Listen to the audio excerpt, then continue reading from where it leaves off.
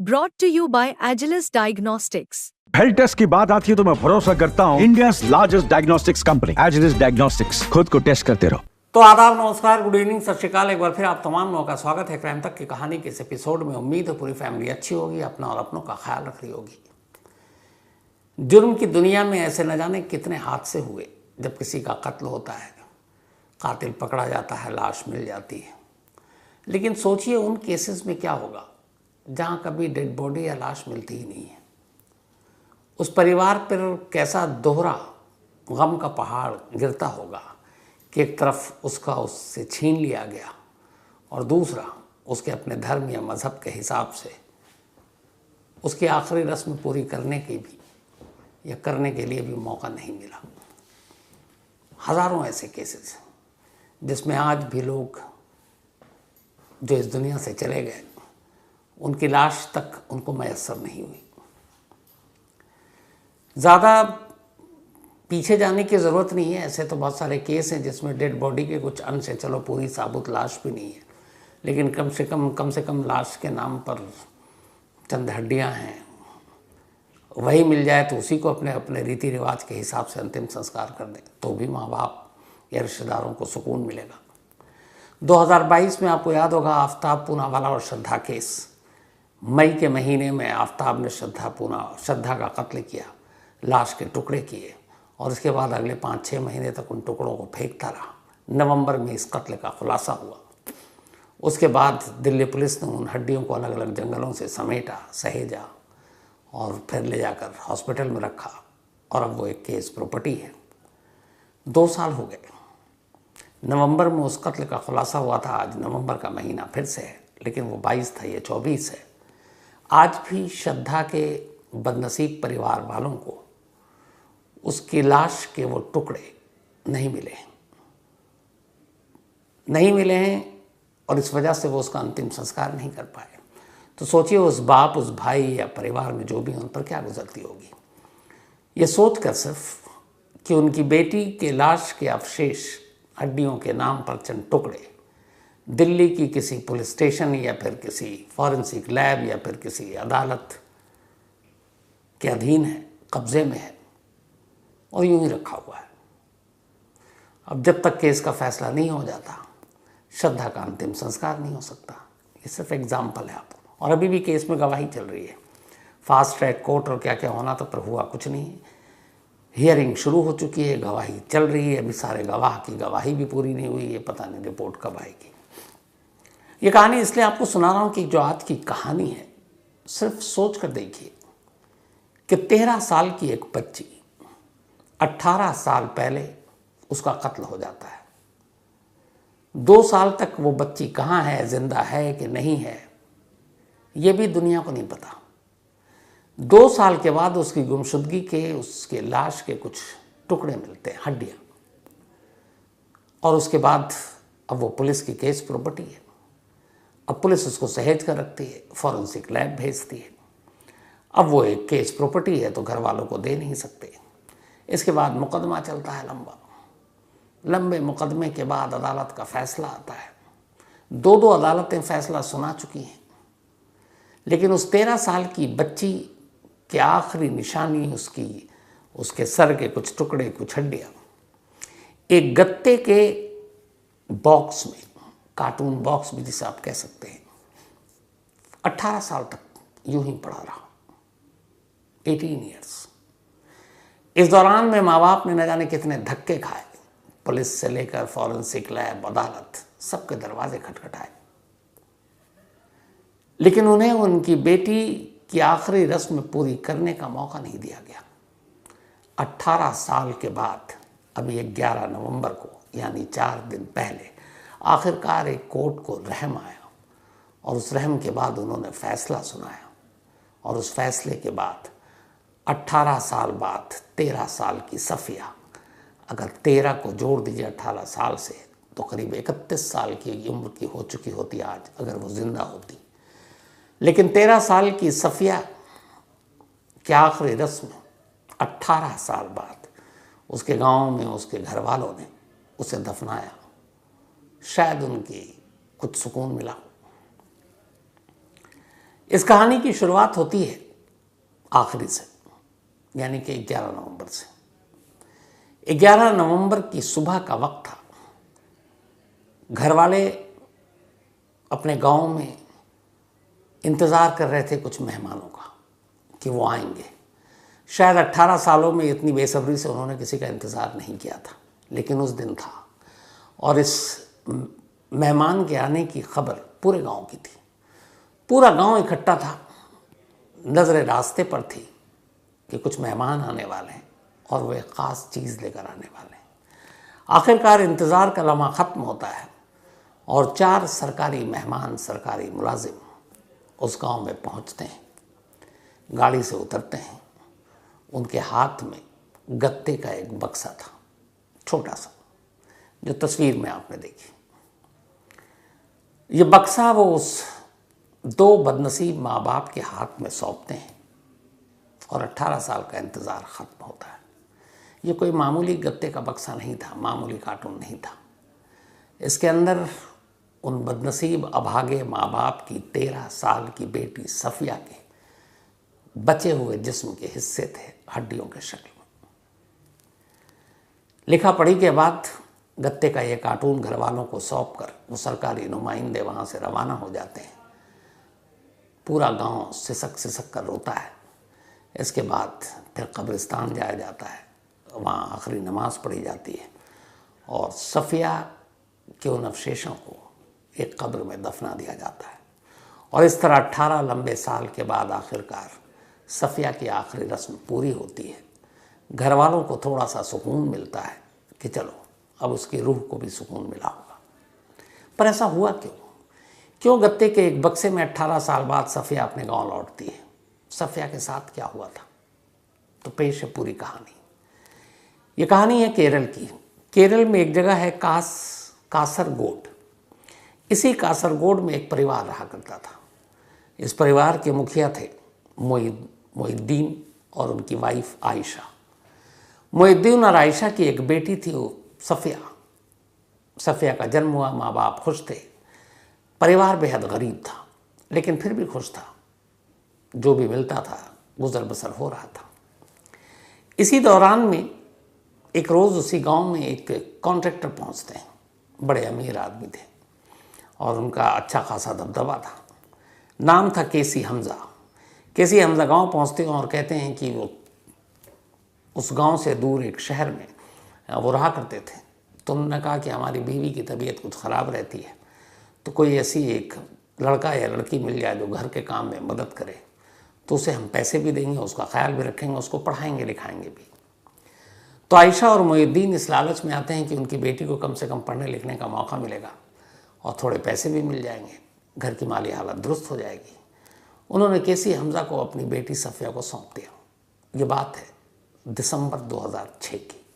22 दिसंबर 2006 को जो हमज़ा है वो सफिया को अपने साथ लेकर, और उनकी पत्नी आई थी, उनकी वाइफ, वहाँ से निकल जाते हैं और अपने घर पहुँच जाते हैं। बीच बीच में महीनों बाद सफिया से मुलाकात भी होती। माँ बाप जाते, सफिया को देखते, वो खुश थी, सब कुछ ठीक था। सफिया से पता चला कि कुछ पढ़ाई लिखाई भी कर रही है, सब ठीक था।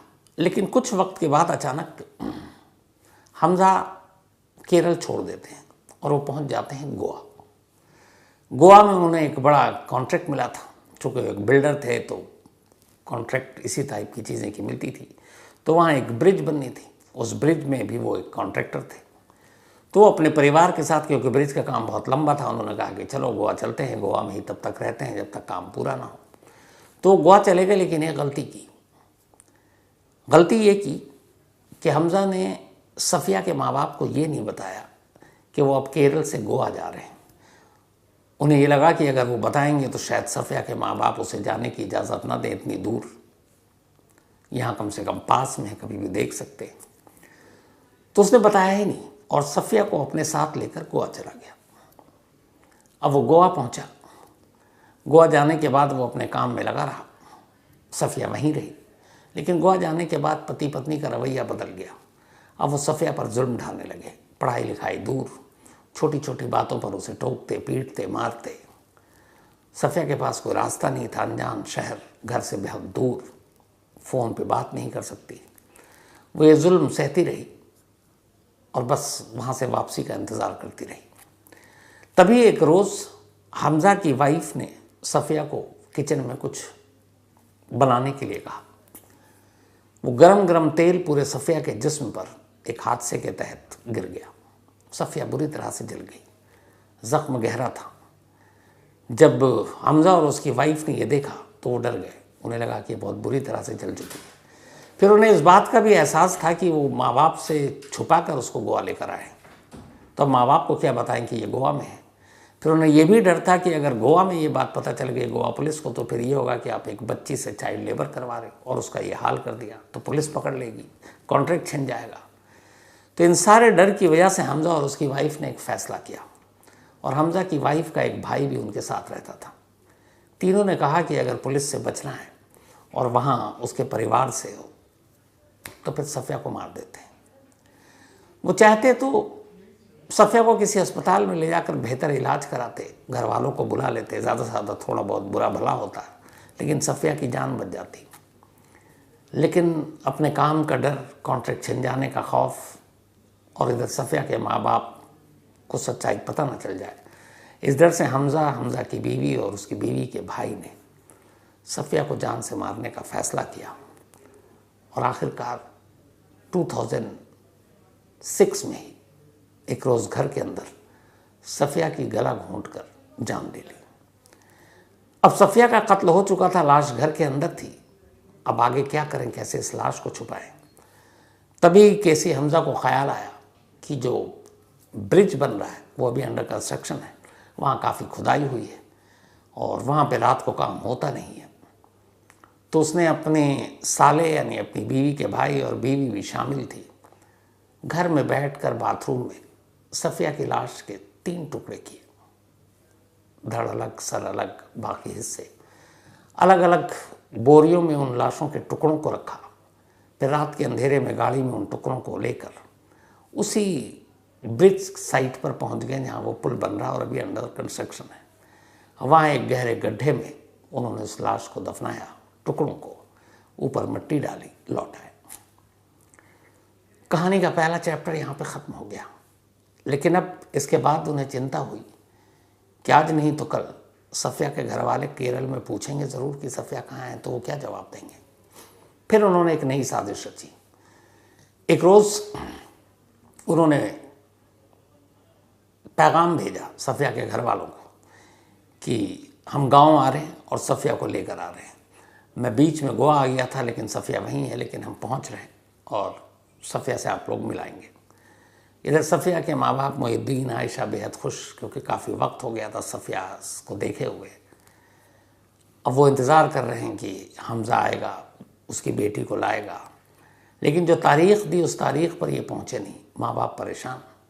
माँ बाप पहुँचे हमज़ा के घर, वो शहर में था, गांव से लेकिन कुछ दूरी पर।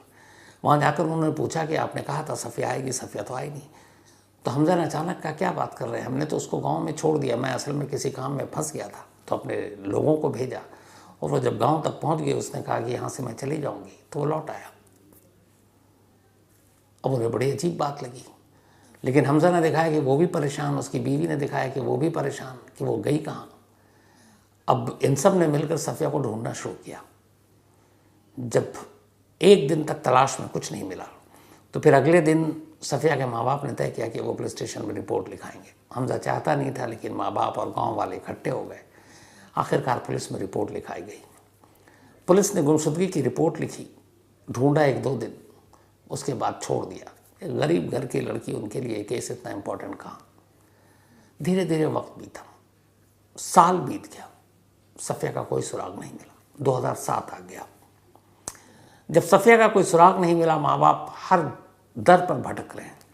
जिन जिन लोगों के मदद के ज़रिए उन्होंने केरल के चीफ मिनिस्टर से लेकर होम मिनिस्टर से लेकर वहाँ के डीजी, कमिश्नर, अपने इलाके के एसएसपी, सबको लेटर लिखा, जाकर पर्सनली मिले, गांव का गांव साथ गया, लेकिन सफ़िया का सुराग नहीं मिला। 2007 में जब सफ़िया का सुराग नहीं मिला और आखिरकार वहाँ की मीडिया में पहली बार ये खबरें छपने लगी, तो फिर सरकार पर एक दबाव पड़ा। इस दौरान में सफिया की मां ने एक ऐलान कर दिया कि जब तक सफिया बरामद नहीं होगी वो धरने पर बैठेगी, और वो गांव के ही पुलिस स्टेशन के बाहर धरने पर बैठ गई आयशा। 90 दिन तक लगातार वो धरने पर बैठी रही। जब वो धरने पर बैठी रही, धीरे धीरे मीडिया में खबरें आनी शुरू हुई। उनके धरने पर बैठने के बाद बहुत सारे एनजीओ को उनकी कहानी पता चली, वो लोग आए और इन सब ने मिलकर आखिरकार सफिया एक्शन एक कमेटी बनाई कि सफिया को ढूंढना है। सफिया एक्शन कमेटी बनी, विरोध प्रदर्शन शुरू हो गया। गांव से बाहर शहर तक, शहर से केरल की राजधानी तक, मुख्यमंत्री तक ये खबर पहुंची कि 13 साल की एक बच्ची गायब है, 1.5 साल हो गए, कोई अता पता नहीं है। फिर सरकार झुकी और उसने कहा कि इस मामले की तफ्तीश क्राइम ब्रांच को सौंपते हैं। अब मामले की तफ्तीश 1.5 साल बाद क्राइम ब्रांच को सौंपा गया। क्राइम ब्रांच ने शुरुआती तफ्तीश की, सीरियसली जांच की, और इस जांच के बाद आकर जो शक की सुई बार बार वो इसी केसी हमजा और उसकी फैमिली पर टकरा जाती, क्योंकि इस जांच में पता चल गया कि इस दौरान में केसी हमजा गोवा चला गया था और वो यहाँ था ही नहीं, और ये बात घर वालों को पता नहीं। तो फिर ये हुआ कि जब इस घर में कोई नहीं तो फिर सफिया यहाँ कैसे रख सकती है? इसका मतलब है सफिया को लेकर गोवा गया। आखिरकार उसने ये मान लिया कि हाँ सफिया को ले गया था गोवा, घर वालों को बुरा ना लगे, जानने नहीं देते इसलिए सच नहीं बताया। लेकिन गोवा से वापसी में वो गायब हो गई। अब जब ये झूठ पकड़ाया तो फिर झूठ के साथ शक की बुनियाद गहरी होती गई। क्राइम ब्रांच ने तफ्तीश शुरू की और अब लगा कि सफिया की गुमशुदगी का राज यही परिवार है जो जानता है। परिवार के अलग अलग सदस्यों से अब अलग अलग तरीके से पूछताछ शुरू हुई, क्योंकि ऊपर से दबाव था, और आखिरकार इस पूछताछ में एक एक कर सभी टूट गए, क्योंकि सभी के बयान अलग अलग थे। इसके बाद उन सारे लोगों को पुलिस ने भी दिमाग से खेल खेला, अलग अलग से पूछताछ की, अलग बयान बताया, दूसरों को कुछ और बताया। उन्हें लगा उसने उगल दिया, उन्हें लगा उसने उगल दिया, और इस चक्कर में सभी ने सच उगल दिया। उसके बाद उन्होंने बताया कैसे ऐसे एक हादसे में वो जल गई थी, हमें डर लगा और हमने उसका कत्ल कर दिया और लाश को एक ब्रिज के नीचे जो भी अंडर कंस्ट्रक्शन था वहाँ दफना दिया। ये सुनते ही केरल पुलिस केसी हमजा और उसके परिवार को लेकर गोवा पहुँचती है। गोवा जाने के बाद वो बताता है किस जगह दफनाया गया। तब तक वहाँ काफ़ी कंस्ट्रक्शन हो चुका था। फिर जेसीबी मशीन मंगाई जाती है, उसके ज़रिए वहाँ खुदाई होती है, और उस खुदाई में सर का एक हिस्सा और कुछ हड्डियाँ मिलती हैं। केरल पुलिस उसे अपने कब्जे में लेती है, लेकर केरल आती है। मर्डर का मुकदमा दर्ज होता है कुल 4 लोगों के खिलाफ, हमजा, उनकी पत्नी, उनके साले और एक पुलिस वाले के जिसने लापरवाही बरती थी। और शक ये था कि उस पुलिस वाले को पता था, लेकिन हमजा ने उसे पैसे दे दिए थे। इसके बाद मर्डर का मुकदमा चला। इस दौरान में जो बरामद हुई थी हड्डियाँ, उसका डीएनए टेस्ट हुआ। उस चूँकि स्कल मिला था उसका कुछ हिस्सा, उसके ज़रिए उसका जो फॉरेंसिक साइंस में होता है कि उसके ज़रिए उसका एक फेस बनाने की कोशिश की गई ताकि उस हड्डियों से उसका फेस कैसा लुक होता होगा। तो वो भी हुआ लैब में, और ये सारी चीज़ें होने के बाद मुकदमा चलता रहा। और ये सारी प्रॉपर्टी अब जो है ये कोची फॉरेंसिक साइंस लेबोरेटरी में एक गत्ते के डब्बे में सफिया के वो हिस्से जिस्म के हड्डियों के उस लेबोरेटरी में रखे हुए हैं। मुकदमा चला क्योंकि ये केस प्रॉपर्टी थी। डीएनए रिपोर्ट, ये बरामदगी सब दिखाई गई एक एक कर। जब फैसला, जब तारीख पड़ती तो ये सारी चीज़ें लेकर फॉरेंसिक टीम भी जाती, पुलिस भी जाती। 2008 5 जून को सफिया के अवशेष बरामद हुए थे। 7 साल बीत जाता है। 7 साल के बाद जुलाई 2015 में कोची सेशन कोर्ट अपना फैसला सुनाती है। केसी हमजा को सजाए मौत देती है। उसकी वाइफ को 6 साल, साले को 6 साल और उस पुलिस वाले को बरी कर देती है क्योंकि सबूत मिलता नहीं है। इस फैसले के खिलाफ हमजा और उसका परिवार केरल हाई कोर्ट में अपील करता है। 4 साल और बीत जाते हैं। 2019 आ जाता है। 2019 में केरल हाई कोर्ट इस फैसले की सुनवाई करता है और निचली अदालत के फैसले को पलट देता है। हमजा की सजाए मौत को वो उम्र कैद में तब्दील कर देता है, जबकि जो उसकी पत्नी और साले थे वो अपनी सज़ा काट ही चुके थे। 3 साल कर दिया। पुलिस के खिलाफ कोई सबूत नहीं मिला। अब ये सारी चीज़ें हो गई। 2019 में हाई कोर्ट का भी फैसला आ चुका, 2015 में लोअर कोर्ट का भी फैसला आ चुका, 2008 में सारी बरामदगी हो गई। लेकिन 2008 से लेकर 2024 अक्टूबर के महीने तक सफिया उसी गत्ते के डब्बे में कोची फॉरेंसिक लैब के कोने में एक अलमारी में यूं ही पड़ी रही। इस दौरान माँ बाप कई बार गए सेशन कोर्ट, पर पुलिस और कोर्ट ने कहा नहीं, ये केस प्रॉपर्टी हम आपको नहीं दे सकते। सेशन कोर्ट का फैसला है, वो हाई कोर्ट पहुंचे। हाई कोर्ट ने कहा नहीं, अगर हमें कुछ डाउट होगा तो भी हमारे लिए वो ज़रूरी है, इसलिए हम आपको नहीं दे सकते। अब हाई कोर्ट का भी फैसला आ गया, अब सुप्रीम कोर्ट में चैलेंज करना है। तो क्या सुप्रीम कोर्ट तक इंतज़ार होगा? इसको लेकर कुछ और वकील, कुछ NGO आए, फिर कोर्ट में ये मामला गया, मीडिया में सुर्खियां बनी, और आखिरकार कोची की ही एक सेशन कोर्ट ने एक ऐतिहासिक फैसला लिया और कहा कि 18 साल बीत चुके हैं, यह अधूरा इंसाफ होगा अगर एक माँ बाप को उसकी अपनी बेटी की आखिरी रस्म पूरी करने से रोका जाए।